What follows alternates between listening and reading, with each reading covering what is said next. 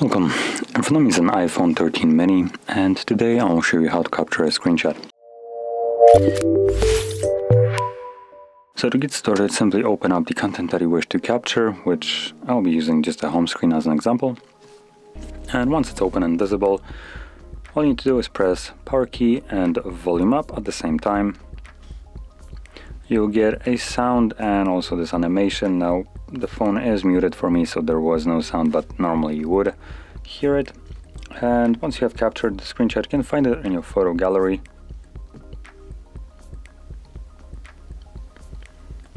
So let's see all photos, and there it is. So that's the screenshot. And that is how we would capture it. So, if you found this video helpful, don't forget to hit like, subscribe, and thanks for watching.